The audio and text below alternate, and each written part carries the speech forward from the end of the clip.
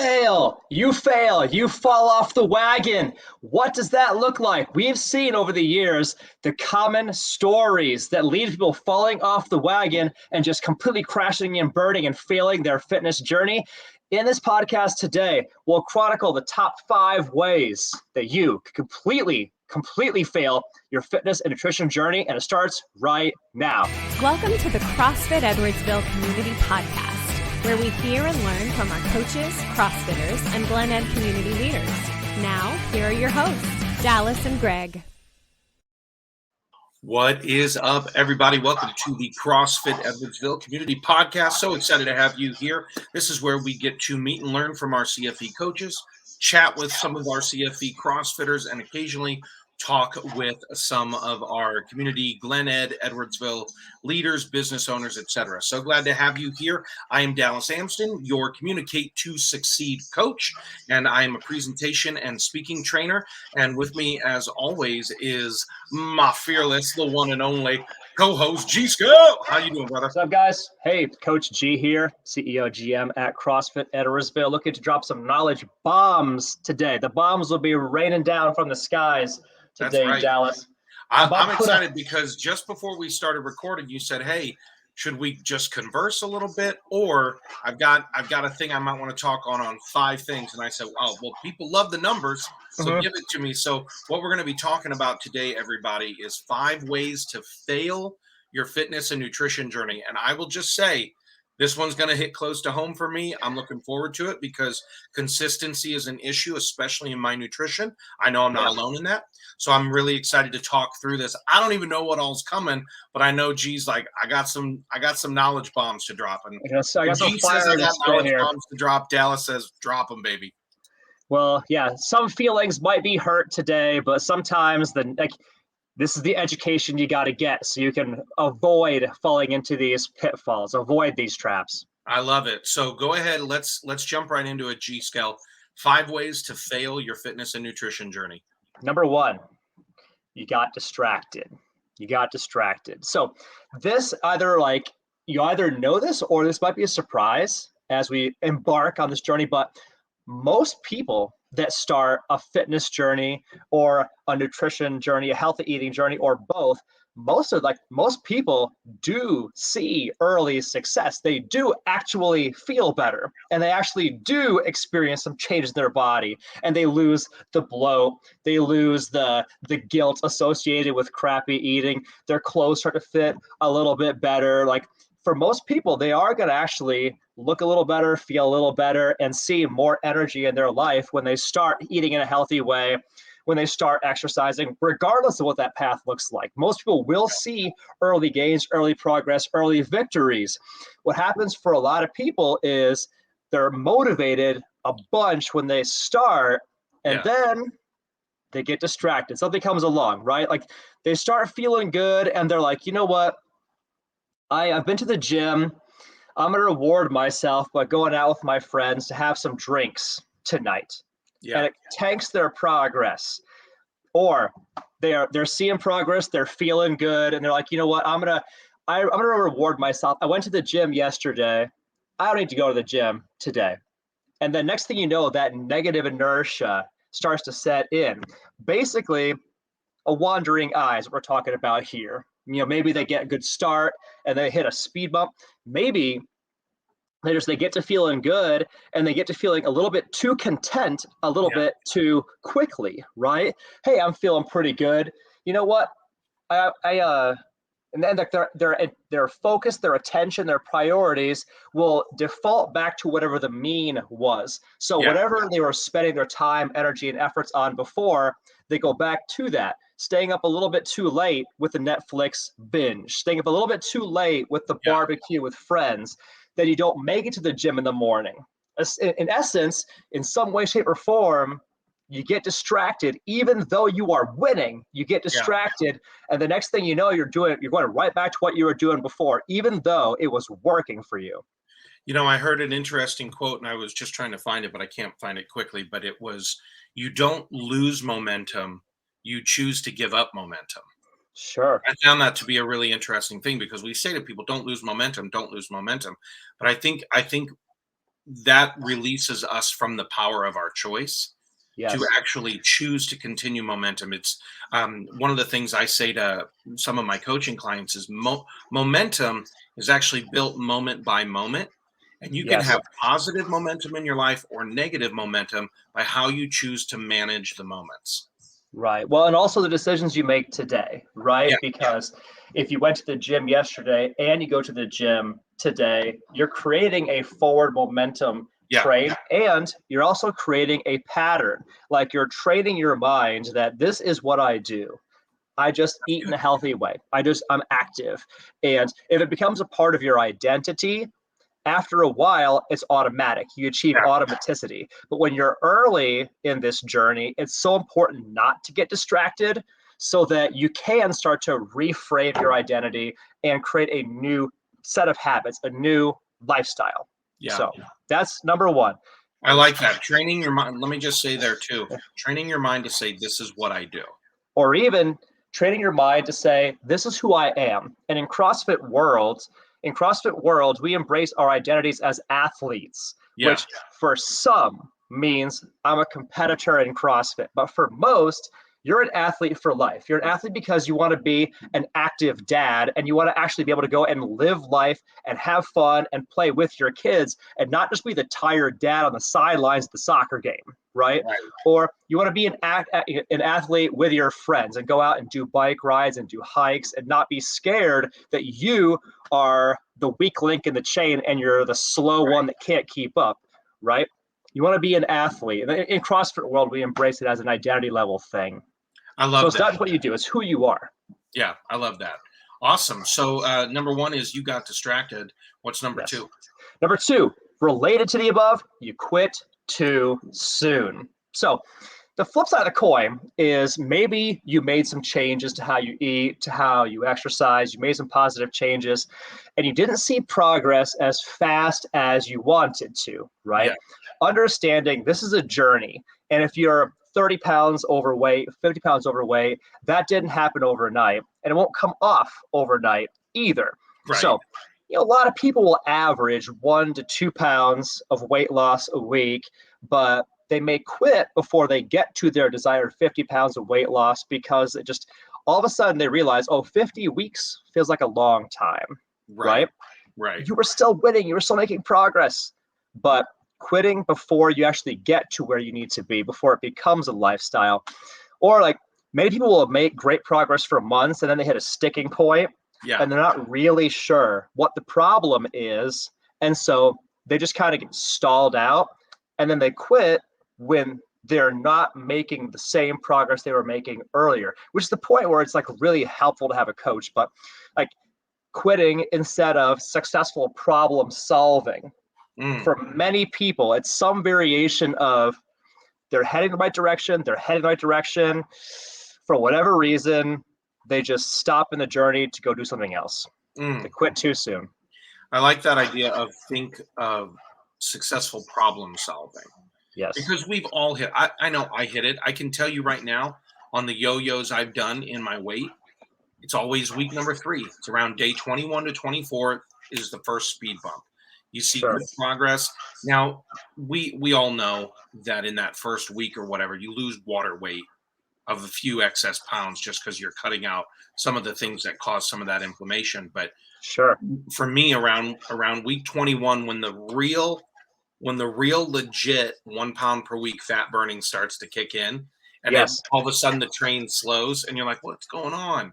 There's a way to get discouraged. But I'll go back to the point you said of if we think of it as a lifestyle and this is who I am versus this is what I do, right? Then this is who I am just continues being who you are in spite of the results of what you see on the scale or the this or because of what you're doing, because it's not about what you do, it's who you are. I think that you're right. Those two go hand in hand with each other. They go hand in hand, and most people that quit with healthy eating quit within the first 2 weeks, often within the first 10 days. Like there's that early period where most of the dabblers, most people they'll hit some sort of speed bump, they'll fall off the wagon. It's usually within the first 2 weeks people quit the healthy eating pattern. Interesting that you referenced the 3-week mark a moment ago. Yeah. Because what I've seen over and over and over again is that for most people, if they make meaningful, significant changes to how they eat, days like 15 to 20 days in are often the absolute hardest days, the hardest days. And I have a theory as to why that is, that, the first week or so, maybe the first 2 weeks, the first 14 days, you still have the novelty, the excitement of this new fun thing, and you're riding that energy. You get to day 15, all of a sudden it's not necessarily so new anymore. And importantly, for a lot of people, their body starts to rebel against them, or body starts to mutiny against them. Like days 15 to 20, we you've often abused see, us for so long. We want you to continue to abuse us. Yeah, like, hey, so when do I get all the processed carbs back? Because that's what I'm used to. Right. But days 15 to 20, we see routinely, are the point at which your energy levels drop. Like, you don't feel better in that narrow time band, that narrow window. And your body starts to cry out for the things that it had before that it was used to. Processed this, sugary that, whatever it was for you. But interestingly, if you can push through that window, day 21 to like 28 is typically where we see people start to really get to like the tiger blood phase, where 21 days in, 3 weeks in, is where people's metabolism starts to shift, where now my body becomes more efficient at metabolizing healthier foods versus what I was eating before. The body adapts, and at that 3-week mark, all of a sudden, your body is now metabolizing a higher octane fuel source, better fuel sources, healthier fuel sources that give you more energy, and your energy levels hockey stick. So you go from feeling pretty crappy between days 15 and 20 to feeling pretty awesome between days 21 to 28. And all of a sudden, that progress train where you referenced earlier, you started getting a pound or two of weight loss per week, all of the good things really start to kick in. But for a lot of people, it's just getting past the mental and the very real physical hurdle that is days 15 to 20. It's a very real thing. This is important to know, is that fat cells, if your goal is to cut fat, which is for some people, that's the goal, fat cells are not metabolically inert tissue. And what I mean by that is they don't sit there idle when you are trying to cut fat. They fight back against you. Like anything in nature, like any wild animal in nature, when it's backed into a corner, it fights for its own existence. When you start eating in a healthier way, maybe you take out the processed carbohydrates, your fat cells go from this size down to this size, down to this size, and they start sending a very real hormonal signal to your body. Shit, survival mode, engage. Survival mode, I'm in danger, I am threatened right now. Send the alert bells up, sound the alarm. I need more of that stuff I had before so I can get back from this size to this size. I want to go back to where I was. I want homeostasis. And so fat cells being hormonally active tissue in the body will actively fight you in your fat cutting journey. And it's the worst between days 15 and 20. But get past that and don't quit. All the payoff is on the other side. It's so worth it. I'm just going to drop this out there that this might be a worthwhile conversation for another episode. Because I know part of that too is the gut bacteria that has gotten used to eating the processed, like cravings from gut bacteria. So I'm wondering if there's a switch that's happening in the gut bacteria in that same time zone. And one of the things I talk to a group that I train every week in mindset stuff is when your resilience is high, temptation is low, but it's like a teeter-totter. As your resilience begins to lower, that temptation begins to go higher and higher. So I wonder too if there's a way to shore up days 15 through 21 when it comes to the gut bacteria and the fat cells to keep the resistance high and the temptation low as you make that switch. I'm just going to drop that in your hat. We'll talk about that offline for another episode maybe. But I want to keep us going right now because you're crushing this list here. So number one, everybody, you got distracted. Number two, you quit too soon. What's number three, G? Number three, you half-assed a change. Because sometimes I would say this is true for a lot of people. For a lot of people, just making one meaningful change, as long as you make the right one when it comes to healthy eating, or making one meaningful change when it comes to exercise, a lot of times one meaningful change is all it takes to break a plateau, break a sticking point. But for a lot of people, they don't really know what they're doing. And so they'll start a plan, they'll start a program, but they'll only kind of like half-ass it. Like, I'm doing this because my friend is doing this and I want to support her, so I'm on this journey alongside, or my spouse is doing this, so I guess I'm doing this too. Kind of don't want to. I'm not really like, this is like, I'm not in the mood to do this, but I guess I'm going along for this journey. Or like, yeah, I'll try this healthy eating thing, but yeah, I really don't really want to do this. And so like in a secret, way, I'm kind of not really going to do what my coach tells me to do. I'm just going to kind of do what I feel like it, and I'll pretend like I'm playing along for this in some way, like half-assing it and not going whole heart, whole effort into the journey. You make some changes, and if they're the wrong ones, you see no progress. Right. And if that happens, that is very discouraging for a lot of people, because if you half-ass it and you're doing things wrong, it's very easy to see no progress, at which point, like, why am I even doing this? Right. Like, I don't feel better. I don't look any different. Something's wrong. Screw it. I'm out. I'm going to go back to what I was doing, because at least I was having fun before. Right. Well, and if you're doing that too, it still goes back to, well, I guess I'm doing this versus this is who I am. A lot of this has to do with that state of being that we have in our mindset. I think that's great. So what would you say would be a good fix for that? Well, if this is the problem, it's to do the healthy eating and the nutrition, not just one piece of it. Okay. Or fully trust that your coach is directing you in the right path, and follow all of the steps, follow all the direction, follow all of the guidance, not just the parts that you feel like doing, for example. All right. That's good. All right. So keep us going here. You're crushing through this list. That brings us then, number 4, you failed to adapt. You failed to adapt. Now, I see this all the time. I'm intrigued by this one. Yeah. Life is going to throw you curveballs. Yeah. Absolutely. Always happens. The example that I love to use for me, some time ago, I sprained my right ankle pretty badly, and I was on crutches. I was on crutches for a matter of weeks, and couldn't really do much of anything with my right leg. Couldn't bear weight on it, but I didn't miss a single CrossFit workout. Not one. Because I would go to the gym, I'd collaborate with the other coaches. We find, okay, what workout can I still do that accommodates this limitation or handicap, right? And by the way, like, I sprained my ankle doing nothing remarkable, nothing exciting. There's no fun story to tell. I sprained my right ankle, but I tell you what, like, during that time window where I was waiting for my ankle to heal, I did a lot of arm stuff, a lot of ab stuff. Yeah. And when my ankle finally healed, I also did a lot of stuff on my non-dominant side. So I sprained my right ankle, my strong side. Sure. I did a lot of stuff with my non-dominant leg.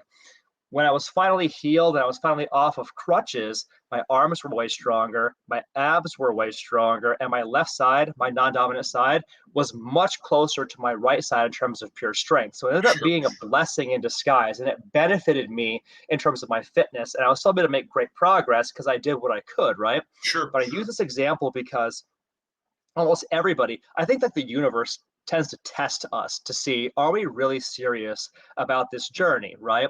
And so what this looks like for some people is you start doing the fitness, you're doing everything right, and all of a sudden you get the 19th variation of COVID and you have to be quarantined at home for 2 weeks, and that ends up being the thing that stops you because you just didn't adapt, right? Maybe you're at home, you feel fine, you have no symptoms. You're like, I have to stay at home because I tested positive, but I feel like I can exercise, but I'm at home, so I'm going to do nothing. I'm just going to watch the Stranger Things marathon. Season 4 just dropped on Netflix this past Friday. I'm gonna, okay. So anyway, or for example, you're eating healthy, you're exercising, and then all of a sudden you get laid off at your job, and that creates a lot of stress for you. Yeah. So now you go back to stress eating, or maybe you're sitting in self-pity and that becomes your reason not to go exercise because you just don't feel like doing it because you're dealing with all of this stress, all this cortisol. Sure. Maybe a person in your family falls ill and you still have to become a caretaker and look after them. Maybe you basically have described almost all of 2022 for me. So this is great. I'm Yeah, really enjoying right. it. I don't feel any personal conviction at all about this Right. one.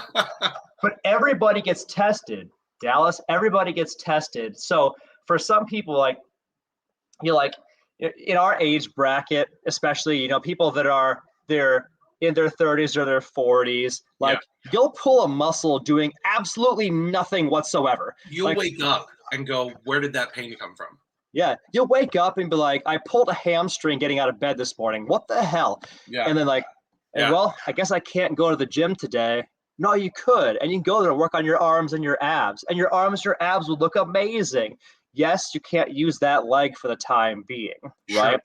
There is going to be an obstacle. There is going to be a hurdle or a roadblock. I guarantee it. I promise you, you start your fitness journey, something is going to go wrong. The question is, do you adapt or do you just throw your hands up and just quit in the moment? Yeah. Because life is not going to make this easy for you. And that's just life. That's not a Dallas thing or a Greg thing. It's just just how life works, right? Murphy's Law. Some shit is going to go wrong. And the question is, will you adjust course? It reminds me, and I know some of our CrossFitters hate when I bring up David Goggins, but it's that idea, callous your mind. That he callous your mind. You callous your mind. You keep your eye on the prize. You keep moving past it. I that's a really challenging one for me, so I love it. Keep us going here, though. Number 5. What's our final one? Number 5. Finally, you try to do this alone, and you just don't know what you're doing. So, and I say that with love. Unconscious incompetence. Yeah, and I say this with a lot of grace and with love and empathy because, if I'm an accountant at KPMG, my job isn't to know how to look, feel, perform my best. My job is to be great at managing the books. Yeah. Or maybe I'm a project manager in the engineering department at Boeing, right? My job is to be good at that. Chances are, if you're listening to this podcast, you have an interest in fitness, but this is not your chosen field. This is not your field of expertise, right? Yeah. There's probably blind spots you don't even know that you have. And so when it comes to healthy eating and exercise, it really helps to hire a professional to spell out the journey for you so you don't have to solve it. You don't have to figure it out. You don't have to think about it. Literally, you can beeline straight into what is working or what will work for you, your body type, your objectives, how you want to look, feel, perform. Yeah. How do you get there? Wasting time trying to figure it out by yourself, you're just making guesses. It is a lot easier to find a pro who has been where you want to go, somebody who has done what you want to do, and let them guide you to get there.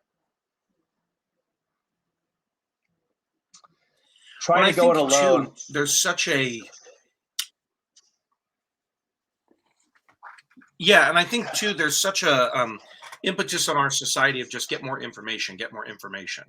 But the information doesn't help you. The coach helps you with the application.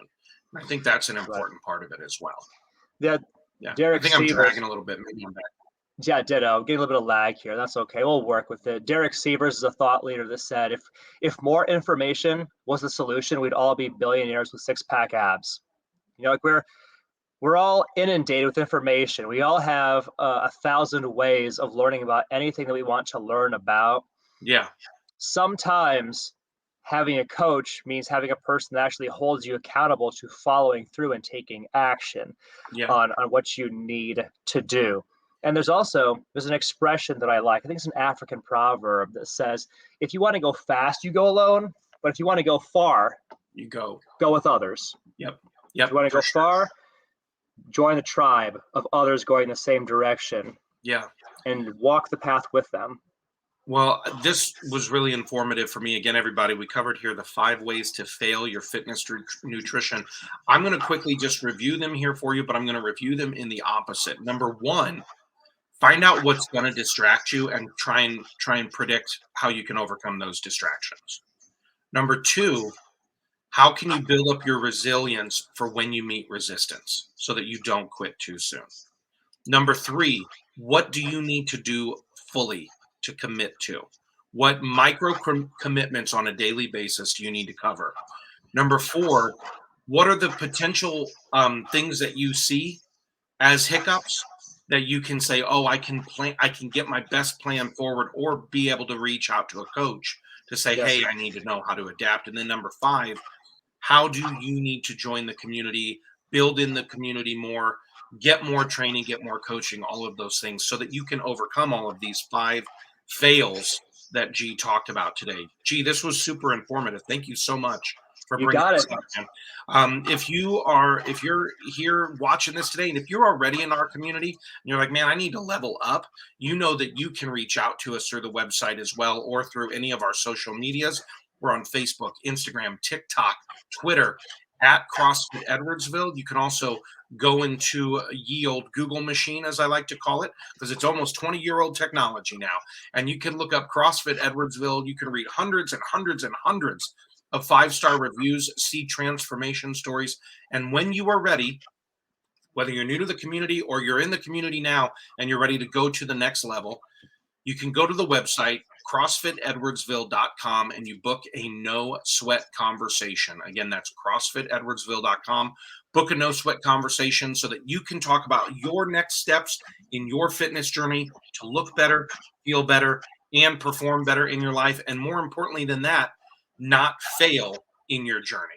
So, G, thank you so much for today. I'll go ahead and sign us out if you want to get the music ready. But everybody, we will see you in the next one. And as we always like to say, have a championship day.